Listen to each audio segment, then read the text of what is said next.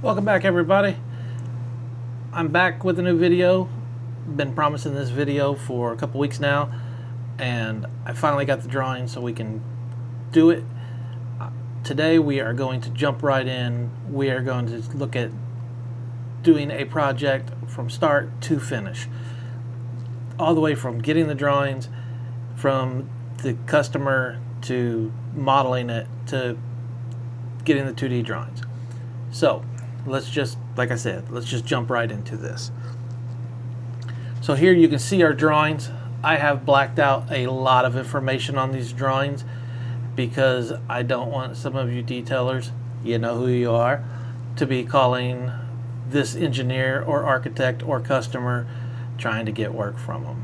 We do have permission to use these drawings that we will be using for this series. So here you have your main sheet. It's got your sheet index on it. It's got your abbreviations. It's got your symbols, and it's got a pretty little rendering of the building. So this is your general drawing. So it's got a G on it. These are the C drawings. So these would be civil. S is the structural. This is where we're going to be focusing most of our attention on. And then past here we have some architectural drawings that we'll go through. We got plumbing, we got mechanical, we have electrical. And we're going to start with the structural drawings, and this is what I like to have all of my detailers that I'm training do. I do this on every job. It just helps you get familiar with the job. So we're using a PDF program here. It's not my favorite. It will let us do what I like to do. So I'm going to come up here and I'm going to set my highlight to red.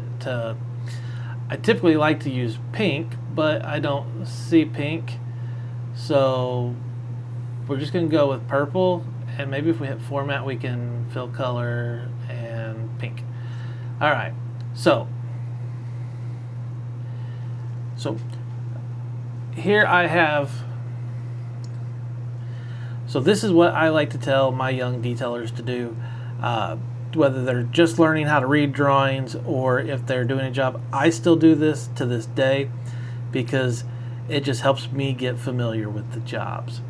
So here you see we got our general structural notes. So this is some important information here, our shapes and grades.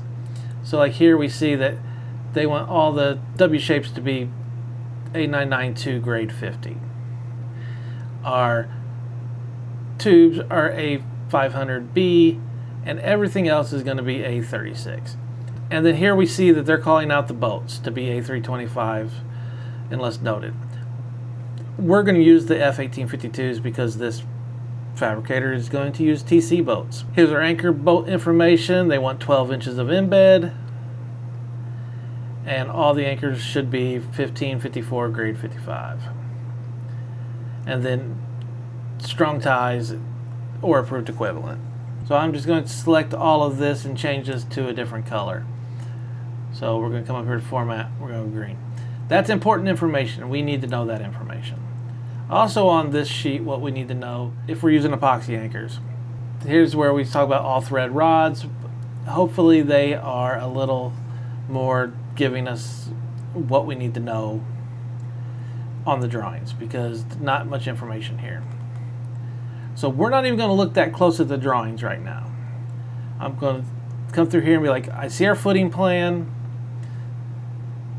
Then we have our steel framing plan, and we can see we got some sizes in here. This one says slope up. Here we have another steel framing plan. I don't see any sizes on it. So this could be light gauge studs or light gauge trusses. I'm not sure. Like I said, this is my first time looking at this job. Here it looks like we have the high roof framing plan. So it's saying typical number 1. So now we get to come over here and we see that this is a number 1 is a W6 by 12 at elevation 21'6". Not a big fan of the way that's done. Here's some elevation views, some more elevation views. What I'm looking for are these sections. Looks like we got some stairs in here. All right, so we're just going to start right here, and we are going to go to our highlight area, and I want to use the pink because in my head when I see pink I kind of ignore it. So I am going to highlight anything that doesn't pertain to structural steel or anything that I'm responsible for in pink. So I don't, if I come back to this sheet, I can just look automatically and go, okay, I'm not responsible for that. So I see we got some columns in here, but there's really no information about it. So I'm just going to highlight it pink. So this whole sheet is going to be pink because there is nothing on this sheet that I am picking up with our steel package. I like to highlight each section. I don't typically like to do just one big splotch because doing each individual section forces me to look at it a little bit more. So here's our pile caps. So right here is where we're going to stop using pink for a little bit, and we're going to start reading a little bit more. So in this one right here, we see that it's called a column base plate frame, line A and B, column line 2. And we can see that this is an 8x8.5 column. It's got holes for 1¼ inch diameter anchor rods. We're doing a 1/2 inch fillet all the way around the column, and the base plate's 1 inch thick. We see that it's a 16 inch by 18 inch base plate. We see we got our hole spread. It looks like we have all the information to do that. And same thing here, here. So it looks like all of these have all the information we need, and looking close enough, it looks like all these base plates are the same. I'm just going to go ahead and put a note on here. I'm just going to say that this is going to be a BP1. Now, why am I using BP1? BP1 is what we like to call all of our base plates, if we can. Sometimes there'll still be a P mark, but BP1 for base plate 1, 2, 3, 4. And then we also use CP for cap plate. Click back on our pink highlight button. So there's our cap plate. We got a rafter beam. He's telling us he wants a full pin weld all around. This kind of thing makes me laugh. His beam's running through his column. That's just bad drafting. We have another support beam connection. It looks like we are going to put an outrigger on here that we are going to use end plates to bolt to. That's not a bad connection at all. So like right here, I don't care about this Neller board, but I do care about the holes that are going to be in the Neller board. So I'm just going to go ahead and highlight the Neller board because I'm not responsible for it. But we can also see here that we're going to have some hollow bolts. We've got end plates. We've got a thermal brake plate. So all of that's going to need to be picked up because the fabricator is responsible for that. And that should be said in your scope. So I'm going to go through all these drawings and I'm going to highlight pink what I don't, like I said. I'm going to highlight pink what's not in our scope. And then in the next video, we will move on from there.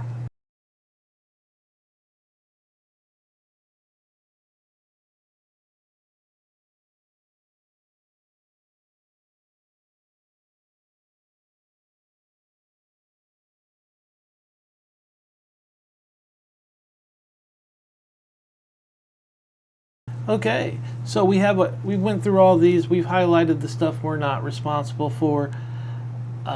There are things on this job that I don't like how they've done. Like I discussed how I don't like on the framing plan having to look at this note 8 and come over here and find note 8. It's much easier and more convenient for everybody. The estimator, if you just say what that is right here. I also don't like how we don't have grid line dimensions on any of the sheets except for your foundation. Like what if this beam ran past and now I've got to start digging to find where this information's at. I also noticed when looking at these that this engineer does not like to use weld symbols. He wants to type 1/2 inch fillet weld all around HSS column. Could have done that with the weld symbol and explained that with less words and a universal way of doing it. Also is doing that in the sections, saying 3/8 fillet weld top and bottom of flanges, and that's just not good in my opinion. Like, I have all my young detailers do this, I do this, and the reason is it lets you mark out what you don't care about. The other good thing is this is also helping you see, like, I'm not going to need that detail 9 shear wall typical. I'm not going to need that on my e-drawing, because the next thing I will have them do whenever they get a little farther, I want them to go through and, you know, highlight everything in purple that doesn't need to go in your E section. This is helping you build in your head a plan of attack. So I don't want to just jump in and start modeling things in my still detailing program. I want to do it in a logical way that's going to allow me to get it done fast. In the next video, we're going to look at a couple SDS2 setups that we'll need to do on this job. If you want to see deeper dives into some of the setups, I have them on the channel already. I'll put a link to them right here, maybe here, I don't know. But you can find them there. Our Fabricator already has a setup file, so we just need to look mostly like connections and our still grades and make sure we're using the correct design code. We're not going to go through every little setting to set this up. Go from this to let's get our grid lines in, and then let's get our columns in, let's get our anchor bolts in. How do we get the anchors out for approval and everything. So if you watched the video this far, drop me a like, comment, and subscribe if you want to.